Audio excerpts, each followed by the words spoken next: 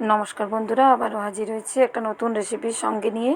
তো আজ আমি একটা মাত্র ক্যাপসিকাম দিয়ে পুরো পরিবারের জন্য রেসিপি তৈরি করে দেখাবো। দুর্দান্ত স্বাদ হয়, মাংসর স্বাদকেও কিন্তু হার মানাবে এই ক্যাপসিকাম আলুর রেসিপিটা। তো কিভাবে তৈরি করছি দেখতে থাকুন, প্রথম থেকে শেষ অবধি দেখার অনুরোধ রইল। আর ভিডিওর শুরুতেই সকলে একটা লাইক দিয়ে ভিডিওটা দেখতে শুরু করবেন। তো প্রথমেই দেখুন ক্যাপসিকাম একটা কেটে নিয়েছি, যেহেতু একটা ক্যাপসিকাম দিয়ে তৈরি করে দেখাবো। একটা ক্যাপসিকাম কেটে নিয়েছি আর পরিমাণ মতো এখানে আমি আলু দিয়ে দিয়েছি। এবার প্রেসার কুকারের মধ্যে আজ আমি তৈরি করে দেখাবো, কোনো রকম কড়াইয়েরও প্রয়োজন পড়বে না। আর মাত্র 10 থেকে 15 মিনিট সময়ের মধ্যে কিন্তু রেডি হয়ে যাবে।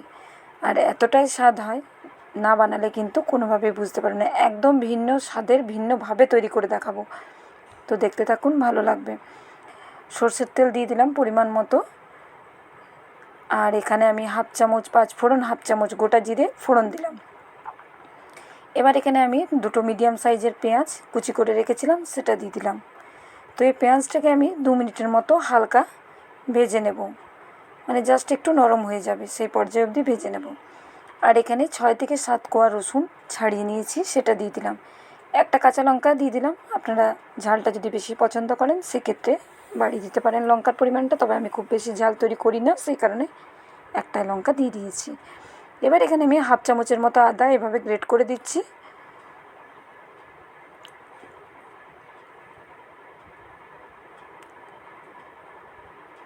তো সমস্ত উপকরণ দিয়ে দিলাম। এবার এটাকে আবারও একটু নাড়াচাড়া করে দিচ্ছি। আর এই পর্যায়ে দেখুন পেঁয়াজের মধ্যে কিন্তু কোনো রকম কালার আসেনি, কিন্তু পেঁয়াজটা হালকা নরম হয়েছে। তো এইভাবে একটু নাড়াচাড়া করে নিলাম। এবার এর মধ্যে আমি 2টো টমেটো দিয়ে দিলাম। একে একে এখানে শুকনো মশলাগুলো দেব।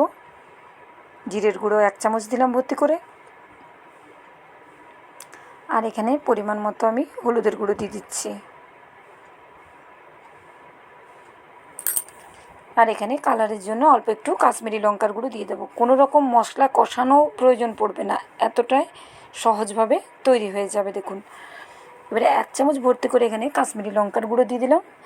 আর এখানে আমি অল্প একটু জল দিয়ে দিলাম। দেখুন জলের পরিমাণটা দেখে বুঝতে পারছেন যে পরিমাণটা আমি কতটা দিয়েছি, জাস্ট মশলাগুলো একটু সেদ্ধ হওয়ার মতো।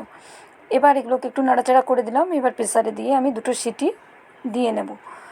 তো এখানে একটু কড়াই বসিয়ে দিয়েছি, যেহেতু আমি বললাম কড়াই ছাড়া তৈরি করে দেখাবো, তাই এটা আমার একটু ভুল হয়ে গেছে। নাহলে আপনারা যখন বসাবেন প্রেসার কুকারের মধ্যেই আলুটা একটু আগে আলু এবং ক্যাপসিকামটা ফ্রাই করে নেবেন, হালকা, খুব বেশি ভাজার প্রয়োজন নেই। তাই প্রেসার কুকারের আগেই, মানে যখন প্রেসার কুকারটা প্রথমে বসাবেন তখনই কিন্তু আলু এবং আলুটা আর ক্যাপসিকামটা ভেজে নেবেন হালকা। তো আরও একটু তেল দিয়ে দিয়েছি কড়াইয়ের মধ্যে এবং আলু এবং ক্যাপসিকামটা দিয়ে দিলাম। দিয়ে হালকা 3 মিনিটের মতো একটু ভেজে নেব আমি।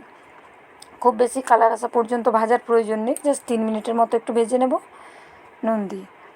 তো সেটা আমি প্রেসার কুকারের মধ্যে করলে ভালো হতো, তো আমি সেটা করা হলো না, তাই আমি একটু ফ্রাই করে নিচ্ছি। আর ততক্ষণে মশলাটাকে আমি 2টো সিটি দিয়ে ভালো করে একটু সেদ্ধ করে নেব। তো দেখুন এর মধ্যে 2 মিনিট হওয়ার পর একটু নুন দিয়ে দিচ্ছি পরিমাণ মতো। নুনটা দিয়ে আবারও 2 মিনিটের মতো একটু ভেজে নেব।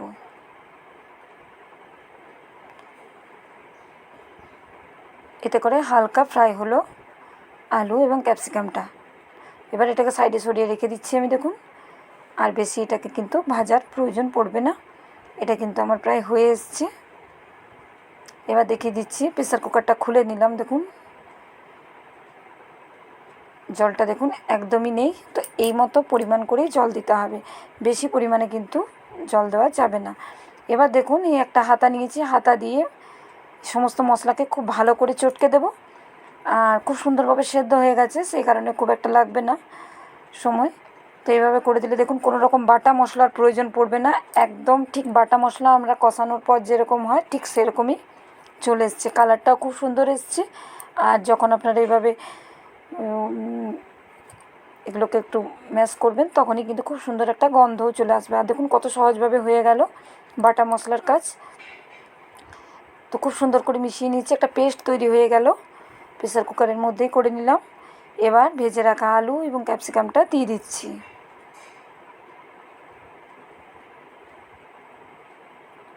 আলু ক্যাপসিকামটা দেওয়ার পর খুব সুন্দর করে আবারও 2 মিনিটের মতো একটু নাড়াচাড়া করে নেব।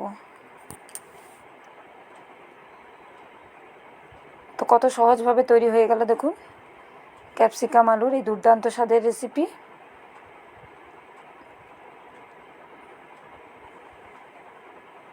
তো এইভাবে খুব ভালো করে দেখুন 2 মিনিটের মতো, খুব বেশি আর কষাবো না, 2 মিনিটের মতো একটু নাড়াচাড়া করে নিলাম। এবার এতে আমি স্বাদ অনুযায়ী জল দিয়ে দিচ্ছি। তো খুব বেশি জল দেব না। তো এই রেসিপিটা আমি একটু ঝোল ঝোল করব, যেহেতু মাংসের সাথে তৈরি করছি, তাহলে মাংস যেরকম একটু ঝোল ঝোল থাকে সেই মতোই করব। খুব বেশি ঝোল করব না, হালকা গ্রেভি ভাবটা থাকবে, সেই জন্য একটু জলের পরিমাণটা একটু দিলাম আমি। এবারে হাতাটা দিয়ে একটু নাড়াচাড়া করে দিলাম, কারণ হাতাটার মধ্যে একটু মশলা লেগেছিলো। এবার 2টো সিটি আবারও দিয়ে নেব।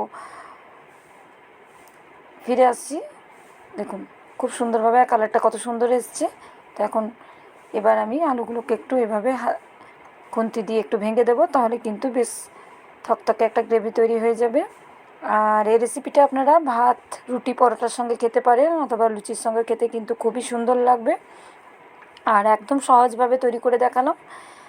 তো কেমন লাগলো অবশ্যই কমেন্ট করে জানাতে ভুলবেন না। ভালো লাগলে like, comment, share, channel subscribe করার অনুরোধ রইল।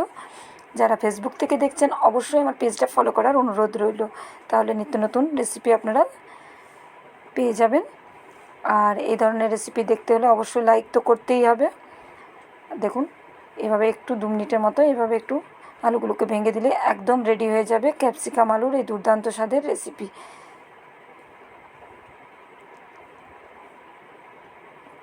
এভাবে একটু ভেঙে দিলাম এগুলো আলুগুলোকে। তো দেখুন একদম রেডি হয়ে গেছে। আর যেমন যেমন ঠান্ডা হবে তেমন কিন্তু একটু জমে যাবে। তো দেখুন কত সুন্দর হয়েছে দেখতে, খেতেও কিন্তু অসাধারণ হয়। অবশ্যই একবার বাড়িতে বানিয়ে দেখবেন। আজকের মতো এই পর্যন্ত, পরের আবার একটা ভিডিওতে